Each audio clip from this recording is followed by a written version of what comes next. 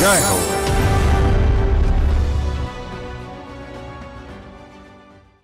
ఇది కథ కాదు, పచ్చని జీవితం ఎడారిగా మారి ఆశలన్నీ ఎండమావులైన ఓ యువతి వ్యధ.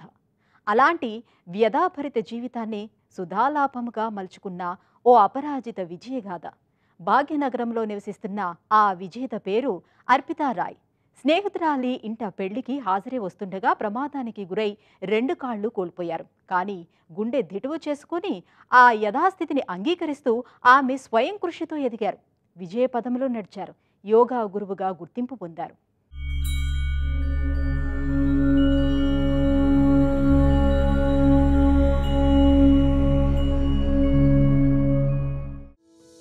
గాయపడిన గుండెల్లో రాయబడని కావ్యాలెన్నో. దాశరథి కలం నుంచి వచ్చిన ఈ మాటలు ఇక్కడ కథానాయికకి అక్షరాల సరిపోతాయి. ఆమె విధిరాత మార్చుకుని తన విధులు తనే నిర్దేశించుకుంది. ఆ విజేత పేరు అర్పితా రాయ్. అప్పట్లో పతాక శీర్షికల్లో మెరిసింది. పశ్చిమ బెంగాల్లో పుట్టి హైదరాబాద్లో స్థిరపడిన అర్పిత 2006 ఏప్రిల్ 22న తన 19వ ఏట రోడ్డు ప్రమాదం నుంచి బయటపడి మృత్యుంజయిగా నిలిచారు. తర్వాత కొత్త జీవితం నిర్మించుకున్నారు. యోగా శిక్షకురాలిగా మారి స్ఫూర్తిగా నిలిచారు.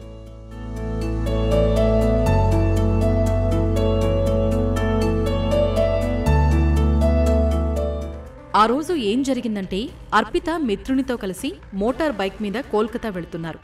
ఆ ప్రయాణం ఆమె జీవితాన్నే మార్చివేసింది. వీరి బైక్ను ఓ పెద్ద ట్రక్కు ఢీకొంది. వెంటనే అర్పిత, మిత్రుడు నేలమీద పడిపోయారు. ట్రక్కు ఆమె కాళ్ల మీద నుంచి వెళ్ళింది. కొంతకాలం చికిత్స తరువాత 2 కాళ్లను తొలగించారు. ఆమె ప్రాణాలతో బయటపడటమే ఓ అద్భుతమని భావించారు. ఆ ప్రయాణంతో అంతా తల్లకిందులైంది. ఆ ప్రమాదం అర్పిత కలల్ని చిదిమేసింది. 4 నెలలు మంచానికే పరిమితమైంది. ఆపై 6 నెలల వరకు చక్రాల కుర్చీనే శరణ్యమైంది. ఫస్ట్ ములాకాత్ వాజ్ లైక్ ఉన్హోనే అప్నే బారే మే బతాయా. మేము తొలిసారి కలుసుకున్నప్పుడు తన విషయాలన్నీ నాతో చెప్పింది. తనెంతో శక్తిమంతురాలు. ఆమెతో మాట్లాడిన తర్వాత తనకు సమస్యలేమీ లేవని అనిపించింది. విభిన్న ప్రతిభావంతుల మీద మేము సానుభూతితోనే ఉంటాం, కానీ సానుభూతి చూపటానికి బదులు ఒక వ్యక్తిగా చూడాలి. ఇది వారి నుంచి అనేక విషయాలు నేర్చుకునేందుకు తోడ్పడుతుంది. నా అద్భుత స్నేహితులలో ఆమె ఒకరు. सीखने को मिलेगा एज अ फ्रेंड. वो तो एक सबसे अमेजिंग फ्रेंड मिली है मुझे लाइफ में. ప్రమాదానికి ముందు అర్పిత ఆతిథ్యరంగ పరిశ్రమలో చేరాలని, ఎయిర్ హోస్టెస్ లేదా పైలట్ కావాలని భావించారు. ఆర్థిక అవరోధాల వల్ల చికిత్స ఆలస్యమైంది. గ్యాంగ్రీన్ వల్ల 2 కాళ్లు తొలగించారు. First of all, I would like to thank Arpita. ముందుగా నేను అర్పితకు కృతజ్ఞతలు చెప్పుకోవాలి. ఇక్కడ యోగా క్లాసుల నిర్వహణకు తానే చొరవ తీసుకున్నారు. ఆమె మాకు పెద్ద స్ఫూర్తిదాత. యోగా నాకు అనేక విధాల సాయపడింది. నా బలం పెరిగేందుకు సాయపడింది. It gives me peace of mind. తను తిరిగి నడవగలదని వైద్యులు చెప్పారు. తనపై తనకు ఆత్మవిశ్వాసం ఏర్పడింది. అర్పితిప్పుడు కృత్రిమ అవయవాల మీదనే ఆశలు పెట్టుకున్నారు. కాళ్లు తొలగించిన బాధ కంటే కోలుకోవడమే కష్టమనిపించింది. వ్యాయామంతో శారీరక బరువు నియంత్రణ సాధించాలని అర్పిత భావించారు. ఇందులో భాగంగానే యోగాను ఎంచుకున్నారు.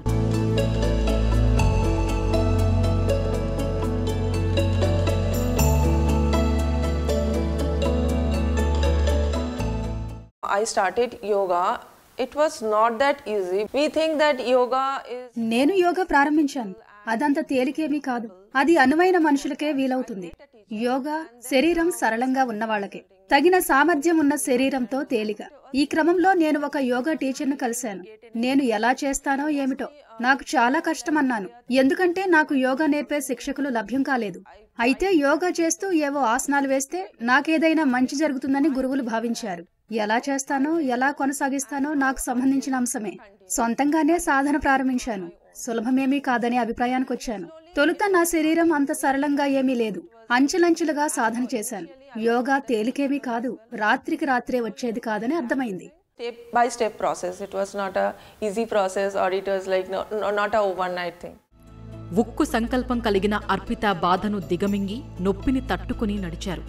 2007 జులైలో కాల్ సెంటర్లో ఉద్యోగం వచ్చింది. అక్కడ 2.5 సంవత్సరాలు పనిచేశారు. తర్వాత వివాహమైంది.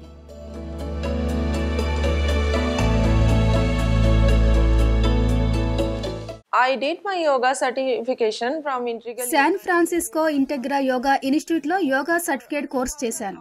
ఇన్నేళ్లలో ఇప్పటిదాకా 2000 గంటల పాటు యోగా చేశాను. అంటే 83 రోజుల 8 గంటలన్నమాట. ఇంకా యోగా సైకాలజీ సెంటర్లో 300 గంటల పాటు అడ్వాన్స్డ్ లెవెల్ యోగా చేశాను. అంటే 12 రోజుల 12 గంటలు. అనంతరం ధ్యాన శిక్షకురాలిగా శిక్షణ, అనంతరం స్ట్రెస్ మేనేజ్మెంట్ టీచర్గా శిక్షణ తీసుకున్నాను. ఆపై యోగా టీచర్గా శిక్షణ పొందాను. ఎందుకంటే విభిన్న ప్రతిభావంతులకు, వయోవృద్ధులకు అందుబాటులో ఉండేది ఇదే. అర్పిత 2015లో యోగా సాధన ఆరంభించారు. ముందుగా ప్రస్తావించినట్లు యోగా చేయాలంటే శరీరం సరళంగా ఉండాలి, మోకాళ్లు వంచాలి, ముఖ్యంగా కాళ్లు కావాలి. ముందుగా శారీరక బరువు నియంత్రణలో ఉండాలి. ఈ దిశగా అర్పిత సాధన చేయసాగారు. ఇంటి దగ్గర డంబెల్స్తో సాధన చేశారు. తను తలను ఖచ్చితంగా నిలపగలుగుతోంది. సాగే రబ్బరులా శరీరాన్ని వంచగలదు. రోజూ జిమ్కు వెళ్లేవారు సైతం చెయ్యలేనంత కఠోర సాధనతో సాధించారు. కానీ తనకి కాళ్లు లేవు. నేను సిఆర్పిఎఫ్ వర్క్ షాప్ లో యోగా చేశాను. అదో అద్భుత అనుభవం. అక్కడున్న వారంతా స్ఫూర్తినిచ్చారు. వారి నుంచి ఎంతో నేర్చుకోవాలి. వారిలో కొందరు చక్రాల కుర్చీలో ఉన్నారు, మరికొందరు 2 కాళ్లు లేక కృత్రిమ కాళ్లతో ఉన్నారు. ఇక నేను మోటివేషనల్ స్పీకర్ గా ఓ ప్రైవేట్ ఇంజనీరింగ్ కళాశాలలో ఇంకా సిఆర్ఎం టెక్నాలజీస్ లో ప్రసంగించాను. అన్నిటికీ మించి నిలబడే మాట్లాడాను. అది నాకు ఎప్పటికీ ఓ మంచి అనుభూతి. అర్పిత కేవలం ఒక యోగా శిక్షకురాలే కాదు, ఎప్పటికీ ఓ గొప్ప స్ఫూర్తిదాత. తనిప్పుడు అందరికీ శిక్షణ ఇస్తున్నారు. వీరిలో అవయవాలన్నీ సక్రమంగా ఉన్నవారున్నారు, విభిన్న ప్రతిభావంతులు ఉన్నారు. ఆమె స్ఫూర్తిదాయక జీవితగాథ ఓ టీవీ ఛానల్ ద్వారా అమెరికాలో ప్రసారమైంది. అర్పిత వైకల్యాన్ని జయించారు. తను గుండె నిబ్బరంతో విధిని గెలిచి విజయపథాన నడిచిన వనిత, నిత్య స్ఫూర్తిదాత.